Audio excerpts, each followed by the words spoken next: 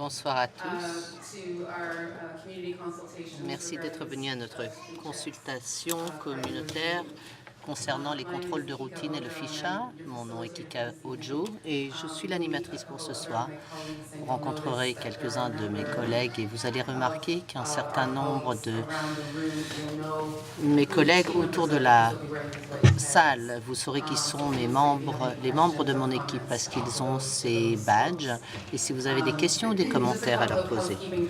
Juste quelques points d'intendance avant de commencer. S'il vous plaît, remplissez-vous la panse. Mangez bien ce soir.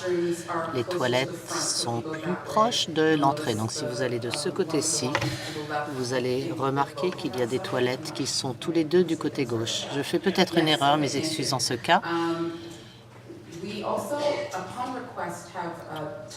Nous avons aussi, il y a eu des requêtes, donc nous avons des jetons pour le métro qui sont disponibles. Vous pouvez aller voir Roxana qui est à la table des inscriptions à l'entrée. Aussi, par rapport à la traduction française, nous avons un interprète qui travaille pendant la durée de la consultation. Et si vous souhaitez avoir des écouteurs pour écouter au processus ou participer en français, vous pouvez le faire si vous voyez avec nos techniciens à l'arrière pour obtenir des écouteurs. En petite note en plus, c'est au niveau du parking. Le parking à l'arrière est certainement plein. Si vous êtes dans le parking à ma droite, on vous suggérera vraiment très fortement de bouger votre voiture. Et vous pouvez remarquer que vous pouvez vous garer n'importe où sur Huntington entre les lignes blanches. Donc, s'il vous plaît, si c'est possible, prenez le temps de bouger votre voiture. Maintenant, ce serait une bonne idée de le faire. Donc, quelques petites mentions d'attendance. Ce soir, c'est vraiment pour nous l'opportunité de vous écouter en tant que collectivité. Nous voulons parler un petit peu des logistiques et puis aller de l'avant. Je vais demander à ma collègue, je vais demander au juge Tulloch de venir. Comme vous le savez vous-même, il a été nommé pour faire cet examen. Il sera là, il vous écoutera toute cette soirée, mais je voudrais aussi qu'il vous dise quelques mots de bienvenue. Juge Tulloch.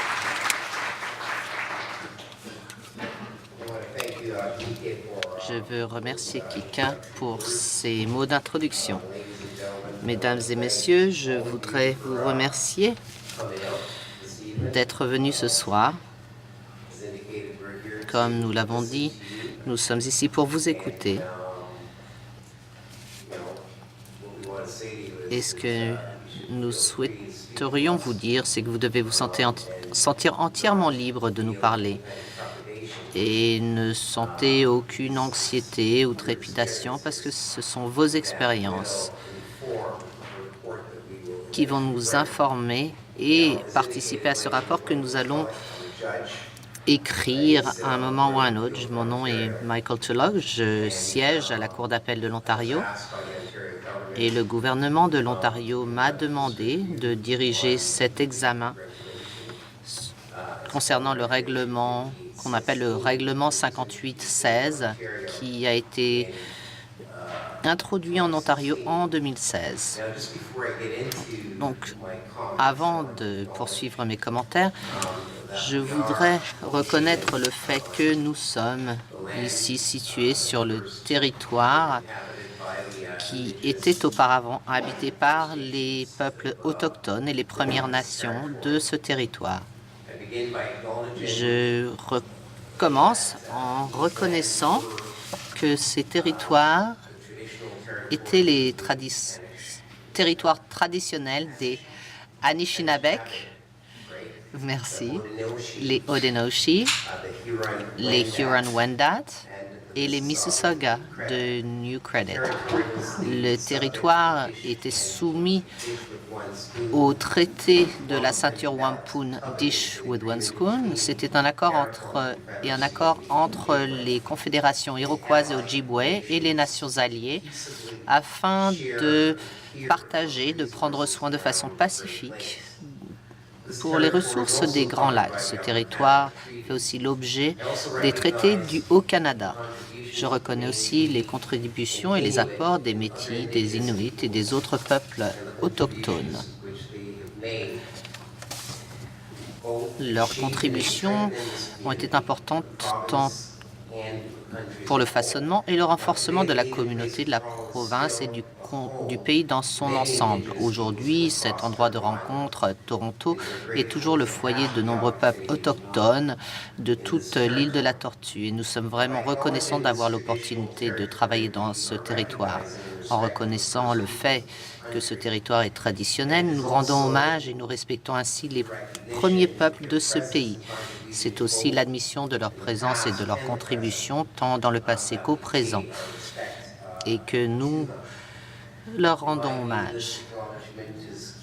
À mon point de vue, cette reconnaissance est un élément clé pour aller de l'avant au niveau de la réconciliation et pour avoir quelques relations que ce soit.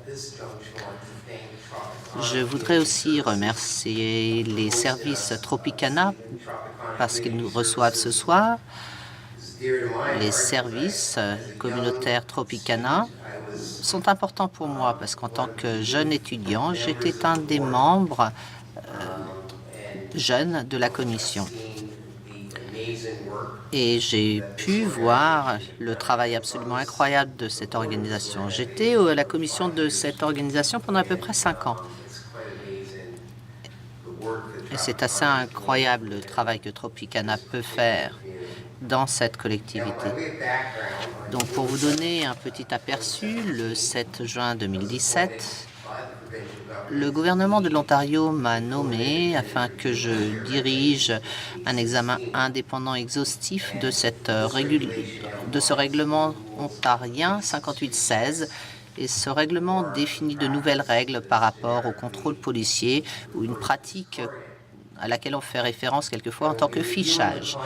Je vais examiner le contenu du règlement et évaluer si les officiers de police, les chefs de police ainsi que les commissions de police les respectent. Je vais aussi déterminer si ce règlement reflète le but essentiel et qu'il fasse ainsi que les interactions entre la police et le public soient faites de façon cohérente, libre de tout préjugé, qu'elles encouragent la confiance du public et protègent les droits de la personne. Depuis ma nomination, j'ai assemblé une équipe et nous avons participé à un certain nombre de consultations. Aujourd'hui, c'est la 4e de nos 12 consultations publiques qui se tiendront dans tout l'Ontario. J'ai l'intention de puiser dans tout ce que j'ai appris lors de ces consultations afin d'écrire un rapport contenant des recommandations par rapport à ce règlement. Le rapport sera rendu et présenté au gouvernement le 30 novembre 2018 et sera rendu public avant le 1er janvier de 2019. Pour éclairer vos discussions, Daniel Dowdy va venir et va vous parler un petit peu de la logistique pour vous dire un petit peu comment cette soirée va se dérouler. Mais il vous faut savoir qu'un contrôle de routine, c'est quand quelqu'un demande à une autre personne des documents d'identité dans une certaine circonstance. Les raisons dans lesquelles l'agent, par exemple, demande de vous identifier lorsqu'ils sont en train d'explorer des activités suspectes ou lorsqu'ils font une enquête générale sur les activités criminelles de la communauté. Les nouvelles règles de ce règlement ne s'appliquent pas si un agent est en train de parler à un conducteur pendant un contrôle routier ou s'ils enquêtent sur un crime particulier. Le règlement définit ce qu'un agent doit dire s'il demande vos documents d'identité. Le règlement fournit aussi des informations quant à la conservation des informations qui proviennent de ces contrôles, les formations obligatoires pour tous les agents concernant le nouveau règlement, ainsi que les exigences de rapport public. En gardant ceci à l'esprit, je me réjouis de cette soirée. Je veux insister encore une fois que cet examen est complètement indépendant. Nous ne sommes pas ici en tant que membres du gouvernement et nous ne représentons pas ni le gouvernement, ni la police. Je suis indépendant, je suis un juge et c'est en cette fonction que je me tiens devant vous ce soir. Donc, sentez-vous vraiment libre de nous parler et vous pouvez vraiment être assuré. Peu importe la difficulté de vos expériences et de votre histoire, vous allez être entendu. N'est-ce pas? Vous rencontrez, d'après moi, et avec tous les autres membres des différentes collectivités publiques où nous irons dans les quelques semaines à venir, c'est vraiment une partie essentielle du processus. Donc, je veux seulement vous faire savoir que je suis vraiment reconnaissant que vous ayez pris le temps de venir nous rencontrer ce soir. Et je voudrais vous dire que j'apprécie également que de parler de certaines de ces issues puisse être difficile pour certains d'entre vous. Donc, encore une fois, merci d'être venu ce soir. Je suis vraiment impatient de vous entendre. Et vous pouvez vraiment être assuré que si vous participez au processus, vous serez entendu. Merci.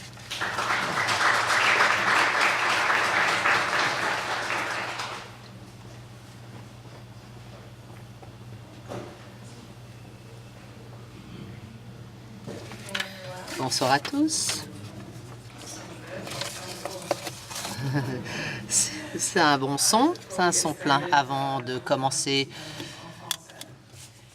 Vous désirez un service d'interprétation vers le français, munissez-vous d'écouteurs. Vous les trouverez à l'arrière de la salle, près de la cabine où travaille notre interprète Violaine. Et Violaine, oui, bonjour. OK. Donc, merci à tous d'être venus. Je vais seulement passer très brièvement les diapos qui définissent un petit peu ce qu'on va faire ce soir. Donc, je vais sauter cette diapo qui parle juste du règlement, mais le juge Tulloch vient d'en parler. Donc, nous tenons 12 consultations publiques dans toute la province. Ce soir, c'est notre 4e. On en a fait une 3e à Toronto. C'est la 3e et la dernière à Toronto. On sera à Brampton jeudi. Le but de ces consultations publiques est vraiment de vous entendre. Donc, vous verrez sur les tables, il y a un guide de participation qui inclut des questions afin de faciliter vos conversations. Il y a des questions et nous voudrions que vous travailliez sur ces questions et que vous arriviez à avoir des réponses concises, ce qui nous permettra de comprendre ce que pensent et ce que ressentent les communautés, que ce soit au niveau des contrôles routines, que ce soit au niveau du rassemblement des données, etc. Par rapport au règlement. Je vais faire une petite note. L'examen n'est pas ici pour résoudre des cas qui sont courants ou des cas individuels. Donc, il est vraiment important pour nous de vous entendre parler, d'entendre vos histoires, mais notre équipe n'est pas ici pour vous aider à résoudre votre cas en particulier. Donc, nous comprenons que cela peut être difficile de partager. Nous apprécions que vous partagiez avec nous, mais nous voulons aussi que vous compreniez bien que les histoires que nous entendons ici vont informer notre rapport et les recommandations quand nous en arriverons à cette étape. Donc, la façon dont nous allons fonctionner ce soir, c'est une introduction un petit peu brève. Ensuite, on passera aux discussions, aux tables rondes. Donc, si vous êtes seul à table, ce n'est pas la peine de vous pointer du doigt, mais si vous pouviez vous rejoindre à notre table, si les gens peuvent lever la main s'ils ont des places libres à leur table, parce que c'est vraiment un exercice de groupe. On voudrait que tout le monde puisse parler ensemble et que vous écoutiez aussi les uns les autres. Donc, vous nommez une personne qui prenne les notes et donc la 3e partie de la soirée, c'est de faire un rapport. Donc, on demandera à ce moment-là que chaque table rapporte ce dont ils ont parlé, les recommandations qu'ils ont, et nous serons ici à prendre des notes. En dernier, et finalement, nous sommes sur les médias sociaux et nous faisons des gazouillis avec le dièse Street Checks. Nous sommes sur Facebook, Nous sommes sur Twitter, sur Instagram et notre site web est écrit aussi là-bas. Si vous me voyez ou qui que ce soit qui est un de ces badges blancs qui prennent des photos, c'est pour notre compte Twitter ou Instagram. Et si vous ne souhaitez pas que votre photo soit prise, ce n'est pas un problème, faites-le savoir et nous irons ailleurs. Vous pouvez aussi aller en ligne et puis vous pouvez joindre la conversation. Vous pouvez nous envoyer des tweets, poser des questions. Vous pouvez aussi faire des affiches ici. Je lis ici qu'il y a 2 voitures qui bloquent. Il y a une Chevrolet argent avec OFMH sur la plaque d'immatriculation et je n'ai pas GHF 41 quelque chose. Et il y a quelqu'un qui ne peut pas partir. Service de valet. Ah bah, on fait tout le service dans la révision ici. Est-ce que j'ai déjà mentionné au niveau des photos? Oui, je l'ai déjà fait. Est-ce que vous avez des questions? Si vous avez des questions, vous allez voir tous les membres de l'équipe ont un badge. Merci beaucoup et passez une très bonne soirée. So now the fun begins. OK, bon, maintenant, c'est la partie plaisir qui commence. Donc, comme Daniel l'a dit, on vous a dit de rejoindre des tables, que les tables soient pleines. Et donc, entre maintenant, il est 6h40, on va prendre jusqu'à 19h30 pour les discussions de table ronde. Comme Daniel l'a dit, sélectionnez quelqu'un pour prendre des notes et aussi quelqu'un pour faire le rapport à la fin, parce qu'à 7h30, je vais revenir. Et on va passer de table en table pour savoir ce que vous avez à dire. Cela vous paraît correct? Donc vous avez jusqu'à 19h30. Merci beaucoup. Donc, ceux d'entre vous qui êtes venus en partie au milieu de ce processus, mon nom est Kinka Ojo et je suis votre animatrice pour ce soir. Nous avons demandé aux tables de parler et de discuter des questions de la consultation qui sont sur les pages qui sont à la table. On espère que vous avez pu voir la plupart de ces questions. Si vous n'avez pas de siège, de place, si vous vouliez vous asseoir à une table, nous apprécierions. On a demandé à ce que vous sélectionnez quelqu'un qui prenne des notes et une autre personne qui rapporte au groupe. Donc, nous espérons que vous avez fait ces choix également. Pour gérer le temps, je vais garder l'œil et je vais vous engager à respecter le temps. Et l'une des façons dont on fait ça, c'est quand vous avez une carte jaune, c'est qu'il vous reste à peu près 30 secondes. Quand je vous dis carte jaune, ça veut dire qu'il vous faut terminer votre pensée. Vu le nombre de tables que nous allons travailler avec, en allouant 3 minutes par table. Donc, en espérant que les personnes qui ont pris les notes soient d'accord pour les laisser avec nous. Vous allez voir des membres du personnel qui ont des badges blancs. Si vous pouviez laisser vos notes à l'une de ces personnes à la fin de la soirée, j'apprécierais beaucoup. Donc, on essaye vraiment de garder cela très efficace. Les premières tables auront peut-être l'impression que les personnes n'ont entendu. Donc, vous partagez, mais ensuite, alors qu'on parcourt la salle, si les idées ont déjà été mentionnées, vous pouvez les laisser de côté, vous continuez en apportant des idées nouvelles. D'accord? Est-ce qu'il y a une table qui voudrait commencer? D'accord. Dave va passer le micro autour et on va commencer dans ce coin et on viendra vous voir après. D'accord? Merci. Bonsoir. Bonsoir. La réponse à la question numéro 1, si vous avez déjà entendu parler des contrôles de policiers, la réponse est oui. La question suivante, qu'est-ce que cela signifie pour vous? Et on a obtenu des informations des jeunes qui ne connaissent pas leurs droits et leur autorité et de rassembler des statistiques. Le but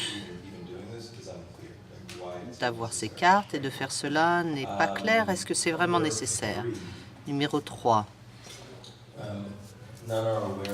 Personne n'est au courant de ce nouveau règlement. On n'en a pas entendu parler.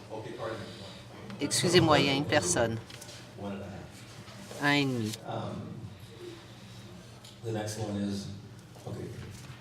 De suivi. La question suivante est quelle serait la possibilité de faire que les gens soient au courant? C'est que les professeurs prennent du temps pour partager avec leurs étudiants afin qu'ils puissent connaître leurs droits dans les écoles. Faire des campagnes avec les parents, des campagnes à la télévision. On a juste entendu parler de cette nouvelle loi au niveau des téléphones mobiles et faire des textes. Donc, ils étaient vraiment efficaces pour informer. Donc, si vous pourriez faire une telle campagne, ce serait vraiment bien. La participation par le biais des églises ou de l'école du dimanche.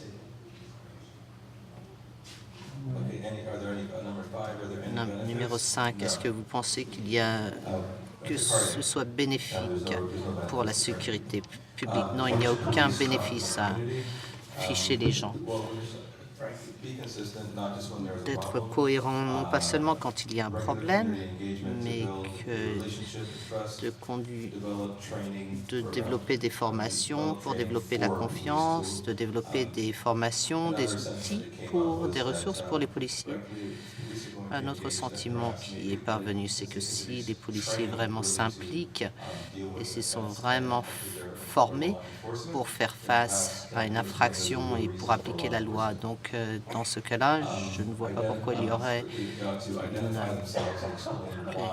Est-ce qu'ils doivent s'identifier et expliquer pourquoi ils nous arrêtent? C'est pour le numéro 7.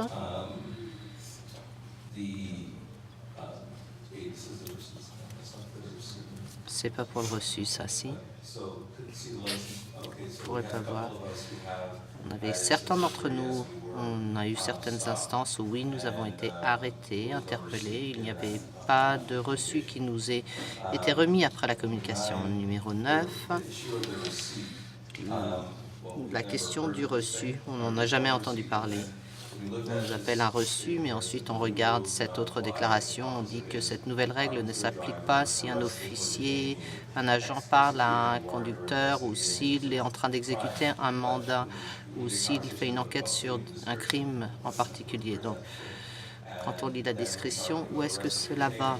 Et après, on parle d'arrêter ou de détenir, et ceci se passe une fois qu'on a été déjà fiché. Donc, vous êtes impliqué dans une conversation qui a tourné hostile. Donc, c'est vraiment à la discrétion de l'agent de voir ce qu'ils veulent faire à ce moment-là. Donc, ça nullifie un petit peu le point que vous voulez faire. Je vais vous donner une carte jaune, Noamé. Je reconnais que vous êtes le premier groupe. Vous me dites seulement quand je dois arrêter. Personne n'a entendu parler des reçus. Comment est-ce qu'on peut demander un reçu? Les heures et l'emplacement doivent être ajoutés à ce reçu. La formation n'est pas efficace par rapport au numéro 13 et des formations continues et que cela fasse partie de leur examen de révision si les officiers ont de mauvais rapports au niveau du fichage. On ne sait pas comment les données sont utilisées. Numéro 15. Pourquoi est-ce qu'elle devrait être utilisée? Vraiment, on ne sait pas, je suis certain. Comment est-ce que cette information devrait être conservée? Encore une fois, le contrôle d'identité ne devrait pas exister en premier lieu. Si les agents devraient avoir les infos, désolé, cette partie, je suis un petit peu brouillé. Combien de reçus devraient être délivrés? Quoi? Vous me mettez en Facebook Live, là? Donc, merci.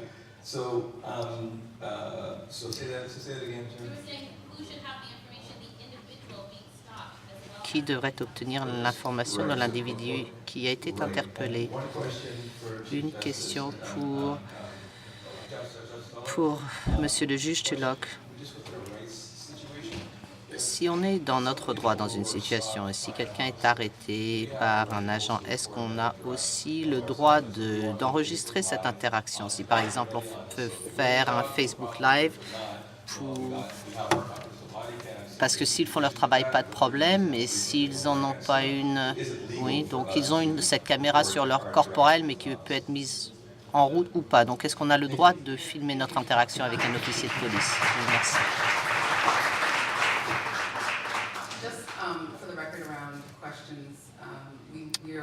Par rapport aux questions, on enregistre vos questions, mais si vous vous souvenez bien que l'on ne représente ni le gouvernement ni la police, donc, une minute, monsieur. L'interprète ne pouvait l'entendre.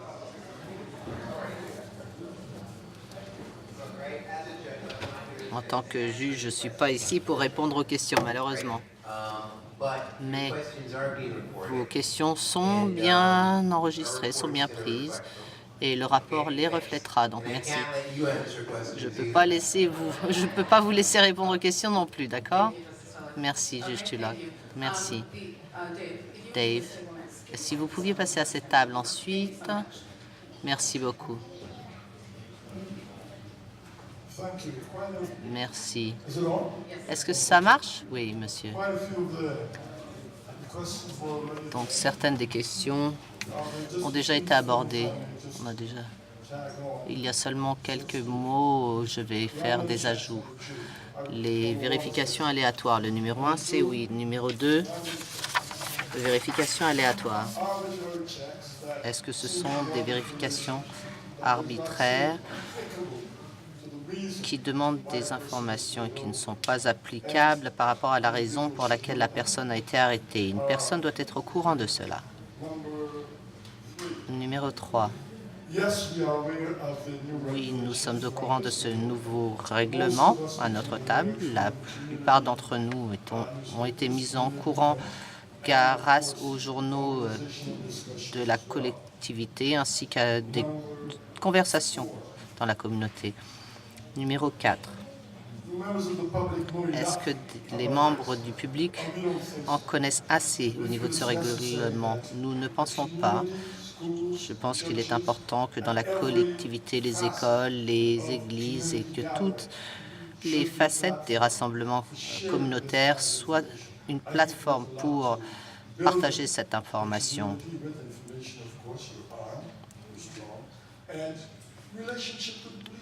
Et aussi au niveau des relations avec la police, parce que le plus on est au courant en tant qu'individu, le plus on est capable de protéger nos droits. Numéro 5. Oui, il y a des occasions où les contrôles de routine peuvent être bénéfiques. Il y a d'autres instances où ils peuvent protéger le public. Par exemple, s'il y a une situation commune dans la collectivité, par exemple, on voit beaucoup d'actes criminels, d'armes. Donc, dans ces cas-là, des contrôles routines pourraient être bénéfiques pour cette communauté, comme un couvre-feu, par exemple.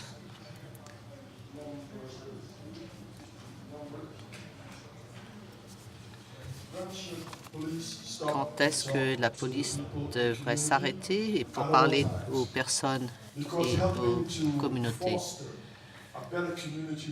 C'est pour aider à développer de meilleures relations dans la collectivité. C'est vraiment quelque chose d'important pour n'importe qui, parce que la communauté doit vous faire confiance, et si la communauté vous fait confiance, c'est vraiment bénéfice. Vous pouvez obtenir des informations de leur part dans ces cas. Numéro 7. Quelles sont les obligations de l'agent lorsqu'ils arrêtent les gens? Tout d'abord, ils doivent montrer le respect.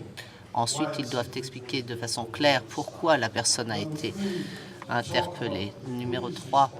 De parler de la responsabilité de l'agence par rapport à l'explication des circonstances et de la situation. Donc, le respect, c'est vraiment essentiel. Ils doivent aussi être justes. Numéro 4. Est-ce qu'on avait un numéro 4? Je vais vous donner une carte jaune, monsieur. Merci.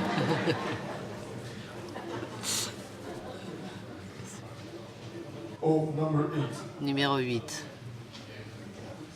One person who was stopped. Une personne qui a été interpellée et qu'on l'a laissé passer. Et l'agent de police a trouvé qui c'était. C'est, oui, à notre table. C'est le Therefore, of course, she was on the consul général. Donc, elle faisait partie de la communauté des diplomates. Et elle pensait que c'était vraiment important pourquoi elle avait été arrêtée.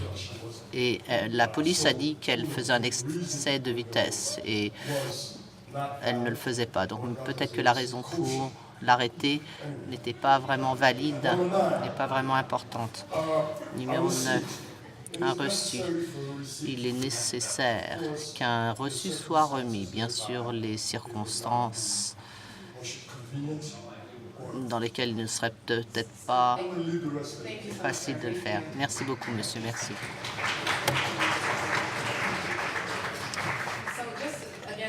Donc, encore une fois, pour nous aider à gérer le temps au mieux, pensez vraiment à vos points principaux. Nous écrivons tout, donc pensez vraiment aux points essentiels et importants.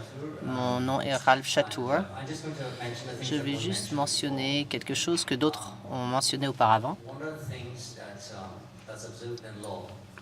L'une des choses que l'on peut voir au niveau de la loi, c'est ce concept de caprice psychologique. Quand on est examiné par quelqu'un dans une position d'autorité, on a l'impression d'être mentalement détenu. C'est pratiquement aussi fort que d'être détenu physiquement. Donc les contrôles de routine évoquent ceci. Donc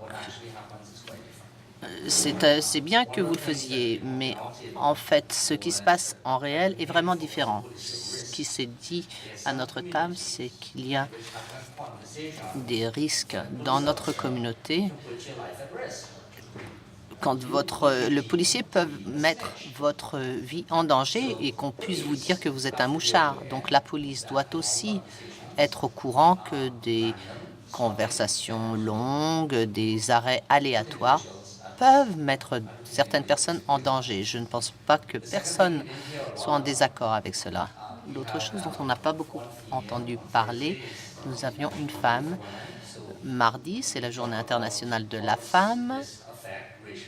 Donc, on voudrait voir combien cela affecte les femmes racialisées. Il n'y a pas eu beaucoup de conversations là-dessus. Je pense que cela doit être prouvé. On n'a pas de réponse. Peut-être qu'il y a plus de bienséance. Donc, on voudrait voir un petit peu que vous prouviez cela. Une autre chose dont on a parlé, c'est le système de reçu, la façon dont il est délivré. Et qu'est-ce qui se passe au niveau des informations? Nous savons tous maintenant que l'information au niveau légal, que l'information, c'est la propriété privée. La question est qui est propriétaire de cette propriété? Qui peut la vendre? Comment est-ce qu'on peut l'utiliser? Et pendant combien de temps? Il y a beaucoup de promesses dans la législation. Et en fermant cette parenthèse, ce qui nous préoccupe, est-ce que cette information, est-ce que le règlement promet que cette information ne va pas être utilisée pour considérer la performance ou la métrique de l'agent? Mais on sait bien sûr, donc il n'a pas fait son quota, donc il va vous donner une contravention. Est-ce que le règlement dit que c'est interdit? Mais est-ce qu'on sait pour sûr que dans la réalité, ce n'est pas corrompu?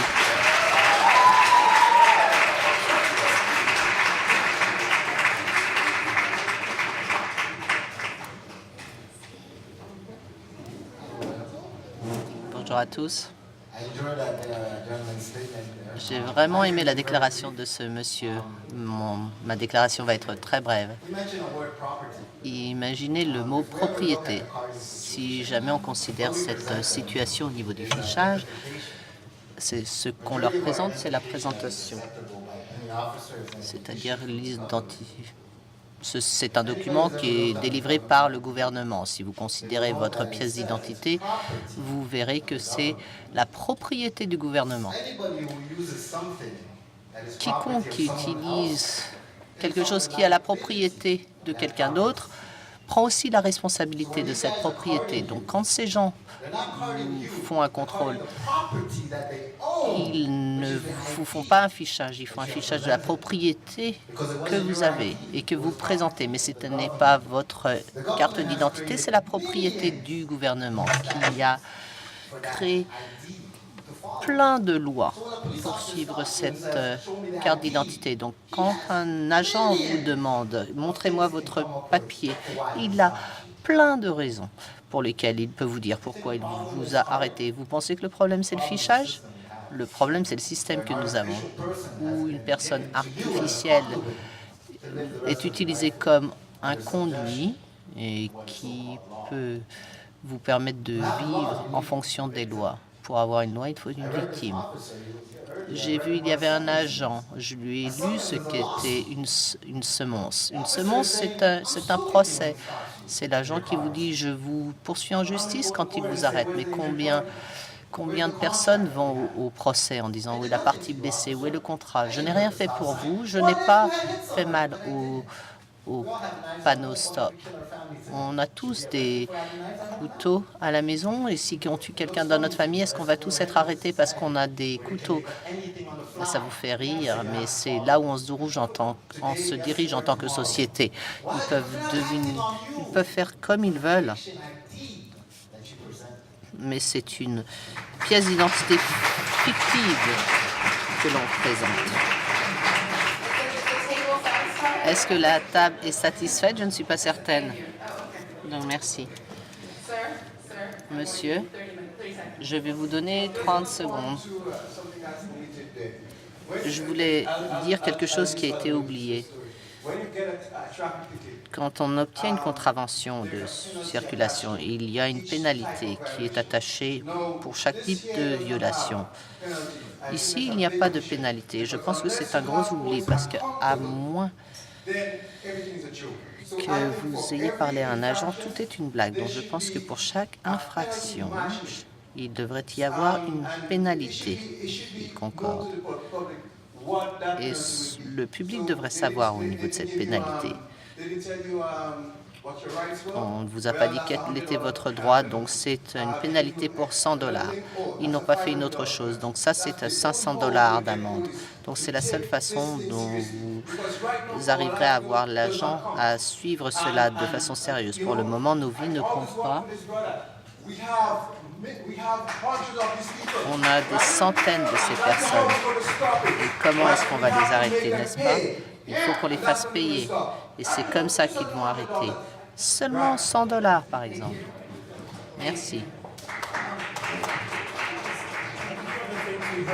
D'autres choses qu'on a entendues vraiment rapidement à notre table.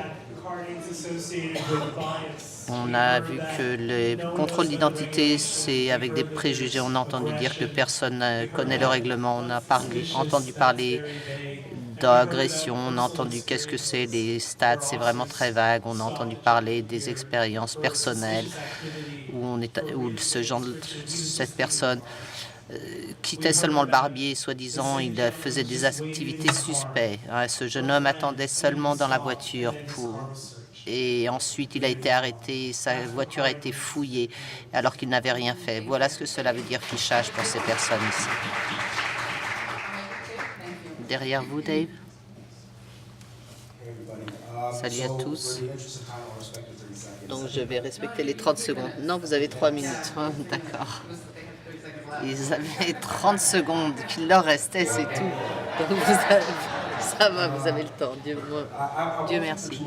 Je ne vais pas parler pendant très longtemps. Donc, nombre des choses dont notre table a parlé, c'est ce que vous avez discuté aussi. Donc, je pense que nous sommes à la même page dans la grande majorité.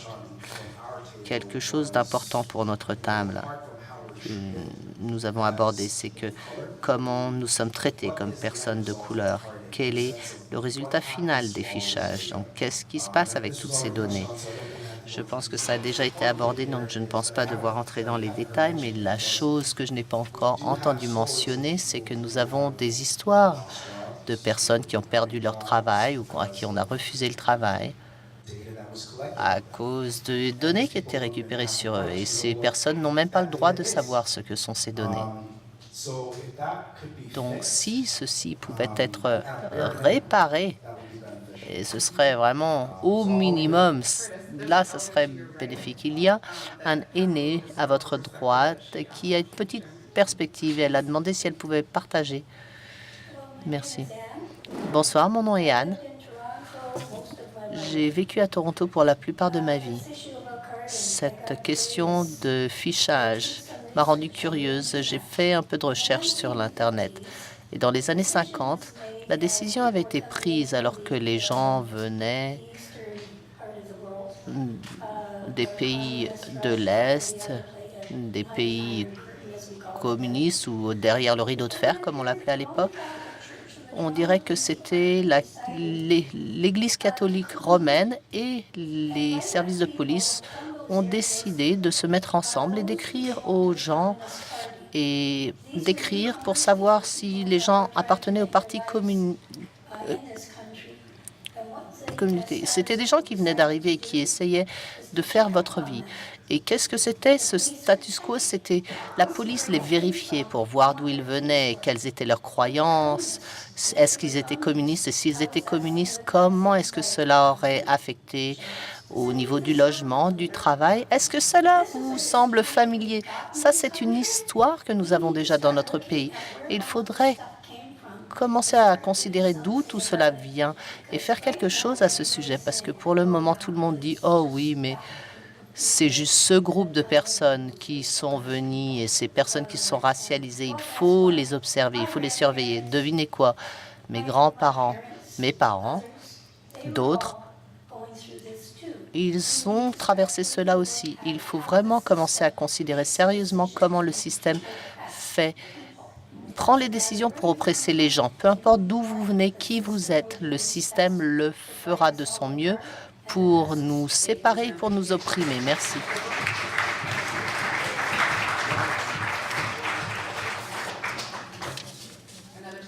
Une autre table qui soit prête à partir.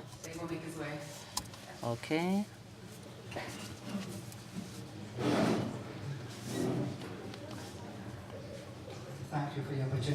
Merci pour cette occasion.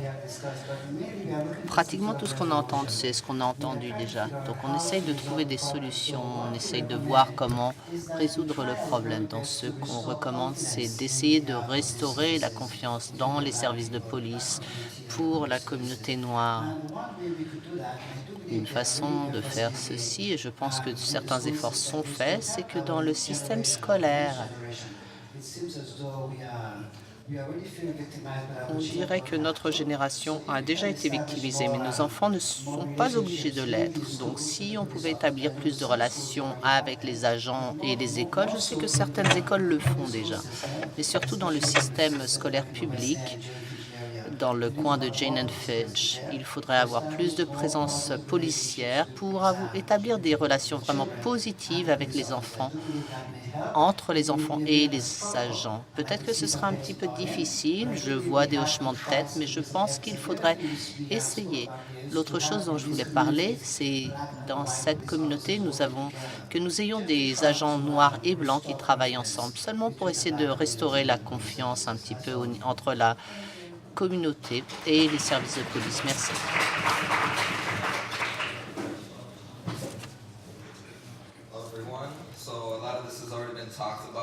Beaucoup de choses ont déjà été mentionnées. Je veux seulement ajouter quelques points.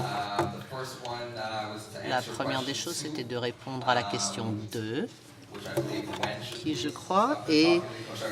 Pardon, qu'est-ce que ces polices de routine ou fichage veulent dire pour vous? On a quelque chose, la violation, on parle, le droit de la qualité sans discrimination et préjugés. Les agents utilisent des raisons vagues pour opprimer. les gens de couleur. On pourrait dire que c'est l'esclavage de façon moderne. Quelque chose qui peuvent nous toucher, c'est que c'était un petit peu comme d'ajouter l'étoile de David pour les Juifs à l'Holocauste. En gros, vous nous identifiez en fonction de notre apparence et d'où on vient. On devrait essayer vraiment d'atteindre les jeunes par les médias sociaux en utilisant des formats qu'ils utilisent afin qu'ils puissent comprendre, qu'ils puissent relater.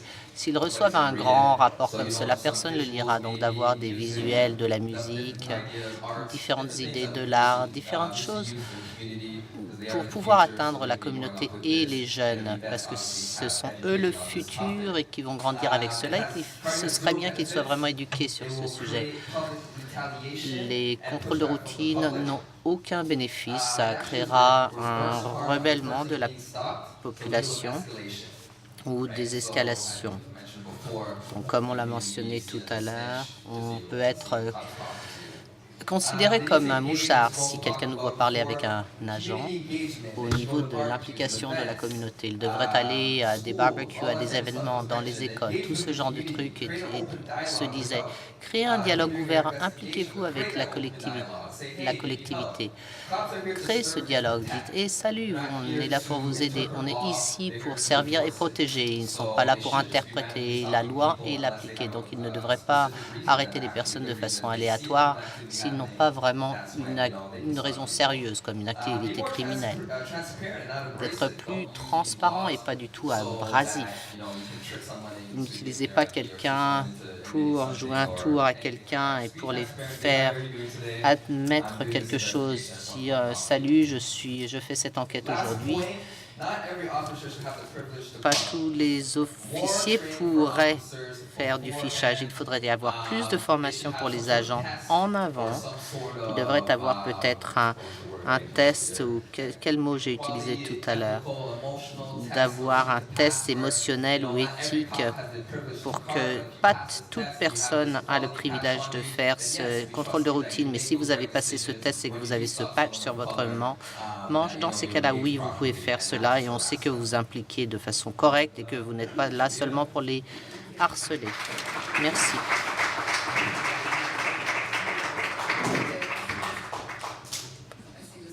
Dave, je vois cette table au milieu. Merci. Bonsoir. Tout d'abord, j'ai grandi en Angleterre. J'ai pas dit à ma table, mais ça m'est revenu. Quand j'allais à l'école, je me souviens que 2 de mes amis étaient revenus à l'école après la fin de semaine et qu'ils m'avaient dit qu'ils avaient été arrêtés par la police et qu'on leur avait pris de l'information. Je dis cela pour dire que ce n'est pas quelque chose de nouveau et que ce n'est pas exclusif pour le Canada. On a vu toutes les questions, on a utilisé cela comme guide. Donc j'ai 4 points principaux. L'un c'est que les BDIEP doit être autonome, sécuritaire, et cela veut dire que cela devrait être une agence tierce ou une organisation tierce. L'autre point, c'était au niveau des questions systémiques, c'est-à-dire de voir au niveau du recrutement des policiers. Les problèmes sont nombreux et la culture des policiers. Et pour morceler cela, on doit voir qui recrute, comment on recrute et qui il recrute. Il devrait y avoir aussi des placements communautaires. On pense que c'est important, surtout pour les nouveaux agents de police. Il faut qu'ils comprennent bien la communauté dans laquelle ils vont travailler. Donc, même genre de placement comme il y a au niveau des facultés universitaires, où les gens sont placés dans les collectivités pour 6 à 8 semaines afin qu'ils puissent comprendre différents types de collectivités, qu'elles soient racialisées ou pas. Et avant d'être mis en place là-bas comme des professeurs, qu'ils puissent vraiment comprendre d'où viennent les gens, d'où sont les familles, avant que ces agents soient mis dans la rue. Le troisième point était l'investissement et la formation. Je pense que ce jeune homme vient de le mentionner. On parle beaucoup de formation. On pense qu'il y a vraiment un manque important. La première étape est de recruter les personnes, oui, et ensuite de les former de façon appropriée et de faire des formations continue. On parle de la discipline progressive aussi. Quelqu'un a parlé de ces amendes ou pénalités. Et on a essayé de s'échapper de la pénalité avec les officiers de police, où on ferait par exemple avec un employé. C'est que vous avez... On va faire de la discipline progressive, c'est-à-dire on leur donne quelques observations, quelques commentaires et ensuite on les renvoie, mais pas tout de suite. Donc s'il y avait des structures et des processus, il devrait y avoir cette discipline progressive. Il faut aussi changer la perception de la communauté de ces contrôles de routine. D'être un agent de police devrait être un honneur. J'ai vu à la télé beaucoup ces temps-ci combien les soldats américains, c'est que c'est un honneur de servir. Et c'est ce qui devrait être pour les officiers de police. Ils devraient pas être juste me réveiller un jour en disant je veux être flic. Ça devrait être une vocation. On a aussi parlé au niveau des consultations en elles-mêmes. On se pose un petit peu la question au niveau des emplacements. Par exemple, il y avait une consultation dans le centre-ville, mais c'était dans un beau voisinage. C'est pas un quartier. Les gens sont arrêtés.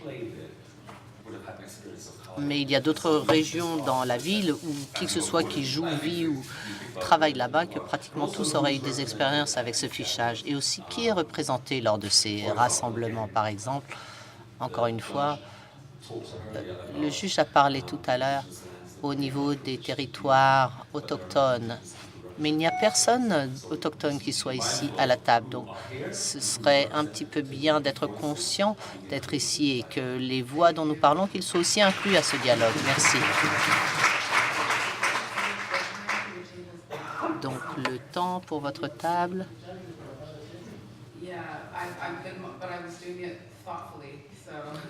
Je le faisais avec attention. On va voir si je peux revenir pour vous voir tout à l'heure.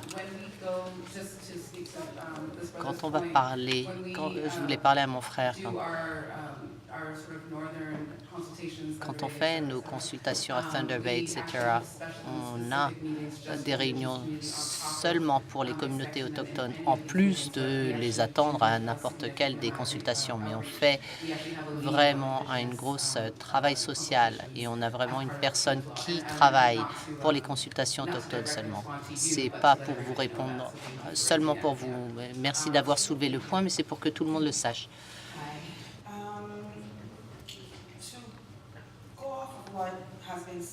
Pour parler un petit peu de ce qui s'est passé au niveau de l'état d'esprit des agents. Nous avons eu le privilège d'avoir quelqu'un qui fait appliquer la loi.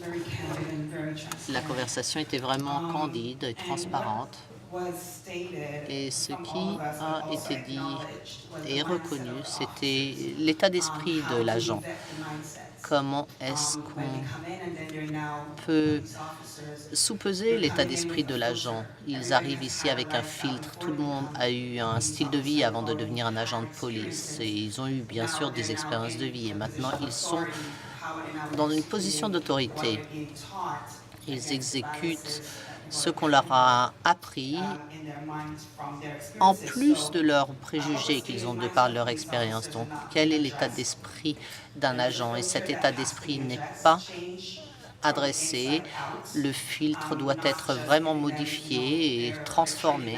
Ce n'est pas seulement de leur donner leur livre de formation en disant « voici ce que vous pouvez faire », mais pour cette personne qu'ils ne puissent pas le faire, c'est qu'ils doivent avoir l'état d'esprit et de savoir qu'est-ce qu'ils vont faire au niveau du fichage, que cela vient d'une place de l'expérience personnelle. Sinon, ce contrôle de routine sera fait d'une façon différente. Donc c'est comment est-ce qu'on peut voir l'état d'esprit, comment est-ce qu'on peut voir leur état d'esprit, la culture du secret interne dans les forces de la police. Même si on voit un collègue qui fait une bévue, on n'a pas le droit de le dire et d'avancer et de dire ce qu'a eu cette personne parce qu'il y a maintenant la peur pour vous-même en tant qu'agent de police.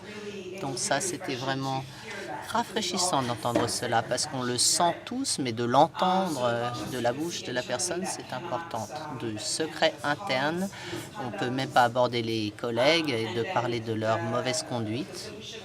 Donc la solution, c'était de trouver des personnes qui soient à l'interne, qui seront assez courageux pour faire le changement, parce qu'on peut avoir toutes ces mises en place, mais si on n'a pas les personnes qui sont au sein même de la force de police, qui reconnaissent que ce sont un problème et qui ont la volonté de le changer, et qui maintenant voudraient avoir en plus un historique pour savoir d'où venait le fichage et tous ces autres points, donc dans ces cas-là, la roue va se répéter, le cycle va se répéter, c'est tout. Aussi, ce que nous avons eu à cette table, c'est de nombreuses expériences de contrôle de routine. Quelquefois, on en tombait par terre. C'est comme vous l'a dit, c'est pour je vous donne une carte jaune, mais je vais vous dire une de ces expériences. On a une expérience, une petite amie qui partait dans un endroit qui n'était pas dans un bon endroit. Elle était à un téléphone public. À qui tu parles, mon petit ami, et quelle est son adresse? Et les gens sont allés directement dans la maison du garçon alors qu'elle était au téléphone avec son ami et que le petit ami était revenu quand sa maison a été complètement fouillée. Et ils ont assumé qu'elle parlait directement avec la personne qui avait fait un incident criminel. Un autre, on parlait de H. Au niveau de la culture, son petit-fils avait déjà ses petits copains blancs qui lui disaient « Oh, moi, je me fais pas de souci d'être arrêté parce que je suis blanc. » Et ça, c'est un petit garçon de 8 ans qui a dit ça. On a parlé au niveau de l'éducation dans le système scolaire. On a un curriculum sexuel. Je pense qu'à cet âge, on devrait aussi expliquer à nos petits-enfants dans le primaire, dans les teenagers, de leur donner de l'information quant au contrôle de routine, que les jeunes sachent leurs droits et ce qu'ils peuvent ou ne peuvent faire ou dire. Et ensuite, les médias. On a parlé d'avoir des réunions majeures qui sont importantes mais ne sont pas vraiment effectives pour informer le public, dont des annoncements importants devraient être faits partout, dans les journaux, à la télé, dans les nouvelles, et que les gens soient vraiment informés au niveau du fichage et du règlement. C'est quelque chose qui devrait être obligatoire. Cette table n'est pas passée encore. On verra ensuite si on a du temps pour cette femme.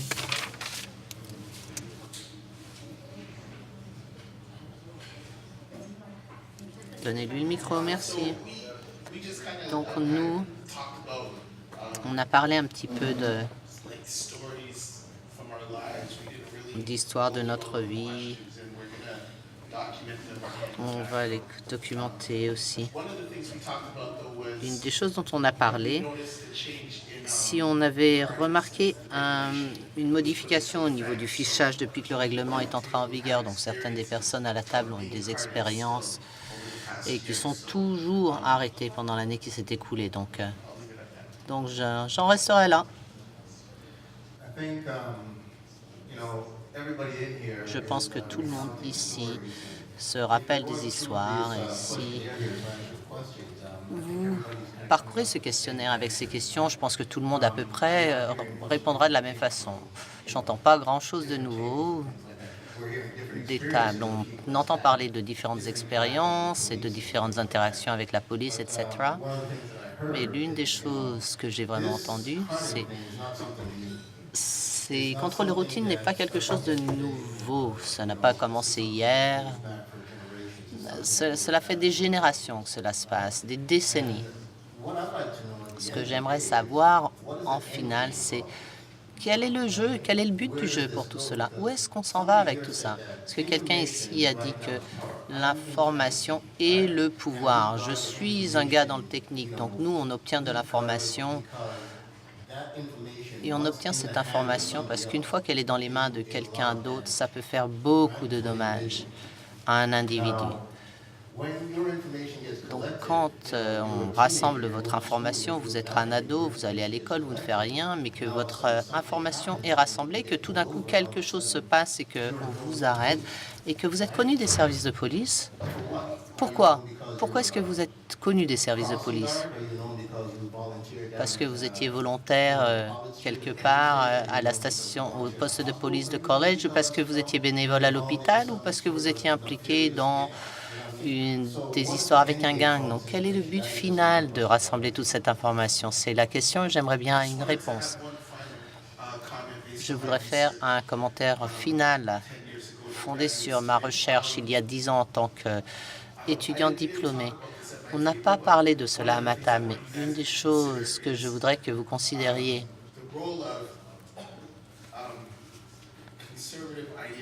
le rôle des idéologies conservatrices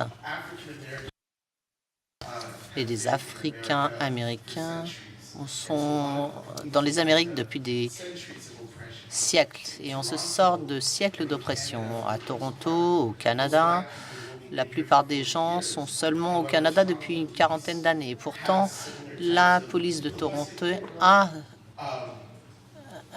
la même façon de faire la police. La police de Toronto fait une réplica du modèle américain dans la guerre et sur les drogues. J'ai travaillé dans les prisons. Ils ont arrêté tellement de jeunes noirs depuis les moyens des années 90 quand Harris était au pouvoir et qu'il a fait une révolution de lieux publics en augmentant le budget de la police. Il a investi aussi dans la construction de super prisons qui, depuis 1995 jusqu'à nos jours, 25 ans plus tard, ils ont arrêté tellement de jeunes noirs en Ontario par ce procédé de fichage qu'ils ont dû fermer certaines des prisons traditionnelles dans la province qui pourraient contenir 100, 200, 300 prisonniers. Et ils ont construit des super prisons dans la province qui maintenant peuvent avoir 1500 à 2000 prisonniers. Donc, alors qu'ils construisent ces complexes industriels aux États-Unis, ça vient de siècles d'oppression. Et au Canada, ces complexes industriels de prison ont infligé les communautés qui sont ici seulement depuis 3 ou 4 décennies. Merci, merci beaucoup. Dave, est-ce que vous avez 30 secondes, monsieur? Je suis désolé. Merci, ma sœur, merci. Mon nom est Miguel. Et je suis quelqu'un qui va souvent au comité des services de police. Dommage que l'agent Chin Lee est parti. Je suis un membre de la commission et je travaille aussi là-bas en tant que bénévole. J'ai été fiché de nombreuses fois. Et je suis dans une maison communautaire. Ma sœur Anne, à l'arrière, pourrait me dire combien de fois la police est venue dans notre bâtiment, parce que c'est l'agent de notre propriétaire. À chaque fois, ils viennent et ils agissent au nom du gestionnaire. Donc, cette information que j'ai ici, je veux faire une recommandation. C'est s'il vous plaît, remettez cela à la Corporation du logement de Toronto et à la commission des directeurs, que ce soit posté. Parce que c'est une façon dont on peut éduquer nos résidents et pour qu'ils sachent quels sont leurs droits. La BDIEP et le formulaire est seulement disponible quand vous allez dans un poste de police. L'une des choses, quand on parle du reçu, si vous pouvez vous plaindre, vous pouvez aller au poste de police et récupérer un des formulaires. Combien de personnes dans cette salle vont aller à un poste de police pour récupérer un formulaire du BDIEP? Personne, non. Donc, ce qu'on doit faire, c'est demander au gouvernement ou au juge Tulloch, ou l'une de ses recommandations, c'est que ce formulaire devait être disponible dans notre bibliothèque ou dans les centres communautaires afin que l'on ne soit pas obligé de revivre encore cette expérience d'aller au poste. Merci beaucoup. Merci. Merci, merci beaucoup. Je crois qu'on a revu toutes les tables. Je voulais vous rappeler que si vous n'avez pas pu dire tout ce que vous vouliez et que vous vouliez partager, N'hésitez pas à vous connecter à nous avec ces différentes options. Surtout notre site Web, il y a vraiment de l'espace afin que vous fassiez vos commentaires par écrit et je vous encourage à faire cela si vous avez plus à dire. Est-ce qu'il y a une question? Je voudrais remercier l'équipe organisatrice pour ce soir. L'interprète ne peut entendre.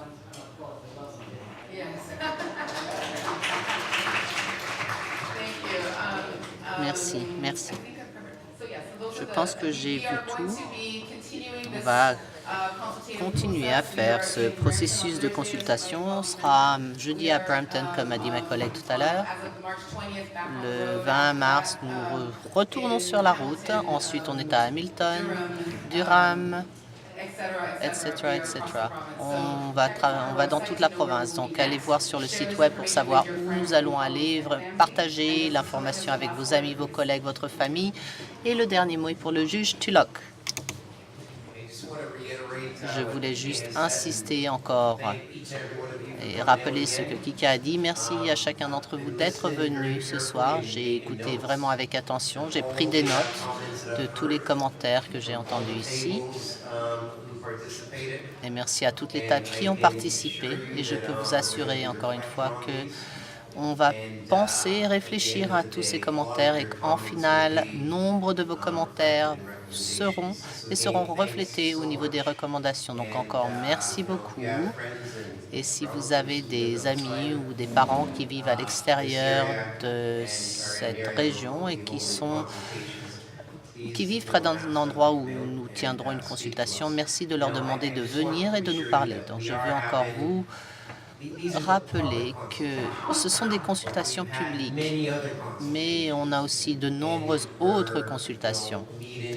On rencontre des peuples autochtones, que ce soit dans des endroits citadins ou dans le Nord. On continue à avoir ces consultations et ce jusqu'à la fin du mois d'avril. Donc, je voulais seulement vous dire cela. Merci encore d'être venus ce soir. Bonsoir à tous. Merci beaucoup. Bonsoir.